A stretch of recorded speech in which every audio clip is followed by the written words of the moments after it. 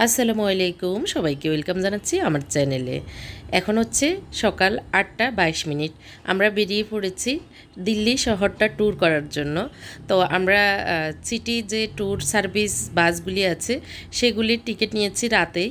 তো এখন বেরিয়ে পড়েছি, 9টায় বাস আসবে। এই যে সামনে যে যাচ্ছি ওইদিকে গিয়ে বামে একটু দাঁড়াবো।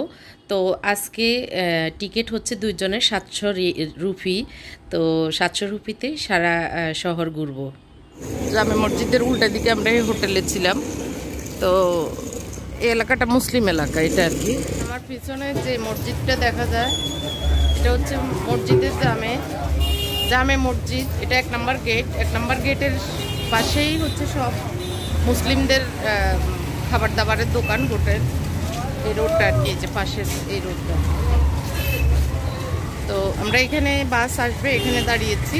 আমরা আজকে যাচ্ছি হচ্ছে ইয়ের উদ্দেশ্যে, পুরা দিল্লি সফরের জন্য। 11টা স্পট আমাদেরকে, 11টা দর্শনীয় স্থান আমাদেরকে ঘুরে দেখাবে।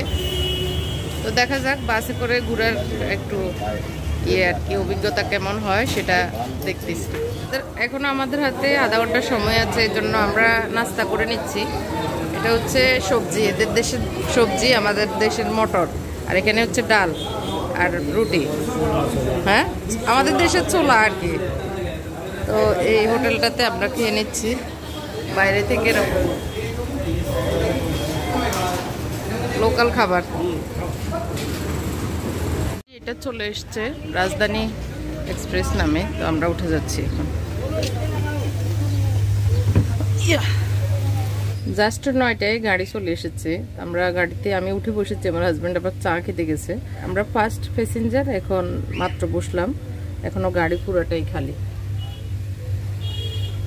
আমরা ফার্স্ট হওয়ার কারণে সামনের সিটে একদম সামনে, মানে সাইডে সামনে পুরোটাই দেখা যাবে এরকম আর কি।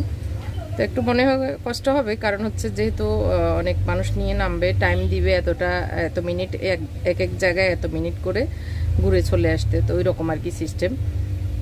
তো আসলে কম টাকা কিভাবে ঘুরা যায় সেটাই চেষ্টা করা, দেখাও, আবার টাকাও খরচ কম করার চেষ্টা আর কি। দেখতে ইচ্ছে করে দেখবো হিসাব। আমাদের গাড়ি অলরেডি সাইডে লালবাগ কেল্লায় চলে এসেছে, 2 নম্বর গেটে। তো আমরা যেহেতু কালকে ভিজিট করে ফেলছি লালবাগ কেল্লা, তো এই জন্য আমরা নামিনি। যারা এখানে প্যাসেঞ্জার তারা নেমে গেছে, ওরা 2 নম্বর গেটে নামিয়ে দেওয়ার পরে 1 নম্বর গেট থেকে উঠাবে বলেছে।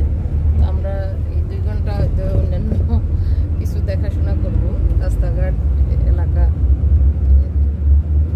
এসি বাস মোটামুটি ভালো। কম খরচে ঘোরার জন্য বাস বেছে নিয়েছি, কারণ আমরা যদি রিজার্ভ গাড়ি নিই 2500 3000 রুপি বা 2000 রুপি নেয়, তো দুজনের জন্য অযথা অনেক টাকা খরচ করব না। বাসে গিয়ে পুরো শহরের যে দর্শনীয় স্থানগুলি আছে সেগুলি দেখব। আর আমাদের এয়ার টিকিটটা আমরা 1 মাস আগে কেটে রেখেছিলাম, তাই দুজনের 14,000 করে 28,000 লেগেছিল। আর এখন যে হোটেলটাতে উঠেছিলাম সেটা 1700 রিঙ্গিত করেই 24 ঘন্টার মানে ওদের ডে আর কি। তো সেটাতেই উঠেছি। তো অল্প খরচে কম সময়ে কিভাবে আমরা একটু দিল্লি এবং জয়পুর ঘোরার, জয়পুর সহ আগ্রা ঘোরার ইচ্ছা। তো সেটাই আস্তে আস্তে ধীরে ধীরে চলছে। আশা করি আমার সাথে সাথে আপনাদেরও ভালো লাগবে, আপনারাও দেখতে থাকুন। চলে আসছি এখন মহাত্মা গান্ধী সমাধিস্থলে। তো বাস থেকে পুরো গ্রুপ নামিয়ে দিয়েছে। আমরা ওই দিক থেকে ঘুরে এখানে এসেছি।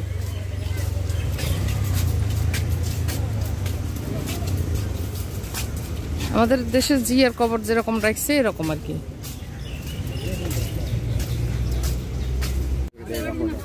উনি আমাদের গাইডম্যান, তো উনি আমাদেরকে গাইড করছেন। আমরা মহাত্মা গান্ধী সমাধিস্থলে যাচ্ছি এখন।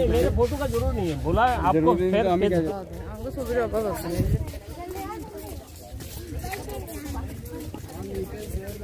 জুতা রেখে তারপর যেতে হচ্ছে আমাদেরকে ভিতরে।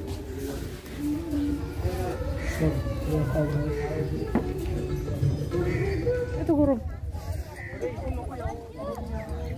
কি রে, এটাই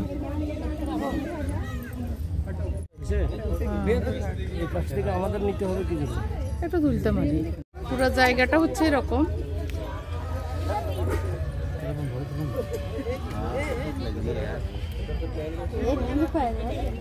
থেকে দেখার জন্য এই জায়গাটা উপরে দেওয়া হয়েছে আর কি, একটা পাঁচিল দিয়ে।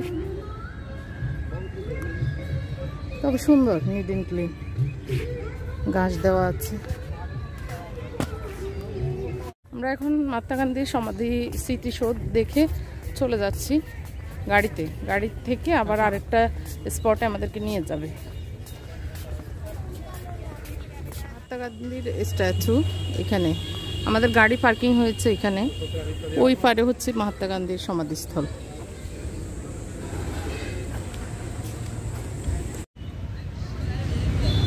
আমার পিছনে যে গেটটা দেখা যাচ্ছে এটা হচ্ছে ইন্ডিয়া গেট। এটা, এই গেটটা দেখতে অনেক লোকজন আসে, এটা একটা দর্শনীয় স্থান। আর এটা আমার এই দিকে পিছনে হচ্ছে পার্লামেন্ট, দূরে যদিও দেখা যাচ্ছে কম, একদম সোজা পার্লামেন্ট। এই যে এটা পার্লামেন্ট। তো আমরা এখানে আসতে আসতে প্রায় 1:30 বেজে গেছে। আমরা এখন আর এই যে ইন্ডিয়া গেটের একদম কাছাকাছি যাচ্ছি না, কারণ হেঁটে যেতে হবে, একদম মানে খুব রোদ, খুব গরম। তো এবার যে আমরা এখানে দাঁড়িয়ে কিছু ছবি টবি তুললাম। তো এখন বাসের কাছে চলে যাব। এসি বাস হওয়াতে সুবিধা হয়েছে এটা আর কি। আসছি এখন কুতুব মিনার গেট যেটা, ওইটার ভিতরে আর কি। তো এটা এখন দেখব। এখন বাজে 3:30। আমরা 4টা পর্যন্ত এখানে থাকতে পারবো, এরপরে চলে যাব। তো আগে আমরা নামাজ পড়ে নিই। এখানে ভিতরে একটা ছোট মসজিদ আছে, এই যে মসজিদ। যেখানে যাচ্ছি শুধু মানুষ আর মানুষ। এটা হচ্ছে কুতুব মিনার আর এটা হচ্ছে গেট।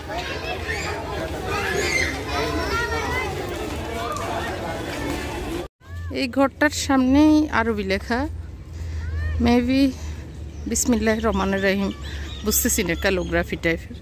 এটার ভিতরে কি আছে একটু দেখি। এটা মুসলিম শাসকদের আমলের কুতুব মিনার একজন। এটার গায়ে কালিমা লেখে মেবি।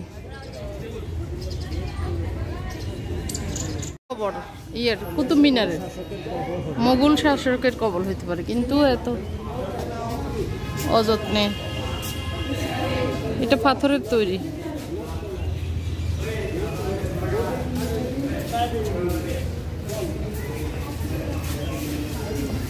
মিনারটা আসলে দেখলে আশ্চর্য লাগে যে কিভাবে এটা বানানো হয়েছে, আল্লাহ মাবুদে জানে। ওই সময় অত্যাধুনিক কোনো কিছু ছিল না, তাও এত সুন্দর কারুকার্য করে করা, আসলে মানে চিন্তার বিষয় এটা একদম। পুরো ঘোরার পরে মাত্র পাইলাম গেট। মানে মনে হচ্ছে যে এটার ভিতরে কিভাবে ঢুকে। এখন দেখা যাচ্ছে সেই আগেরকার দরজা, গেট। এটা একদম উপর পর্যন্ত কিন্তু জানালা দেওয়া আছে, কিভাবে উঠে সিঁড়ি নিশ্চয় আছে। আমরা সব ঘুরে টুরে আবার আমাদের হোটেলের সামনে চলে এসেছি। এই যে জামে মসজিদের পেছনে আমাদের হোটেলটা। তো এখন 6টার উপরে বাজে আর কি। আমরা আবার 8:30টার ভিতরে আমাদের বাসের স্টেশনে যেতে হবে, মানে 10টায় বাস, তো আগে আগে যেতে হবে আর কি। তো আজকের মতো এখানে ব্লগটি শেষ করছি, কারণ অনেকগুলো দর্শনীয় স্থান দেখেছি, আপনাদের সাথেও শেয়ার করেছি। ভালো লাগলে অবশ্যই কমেন্ট করবেন এবং শেয়ার করবেন। আসসালামু আলাইকুম।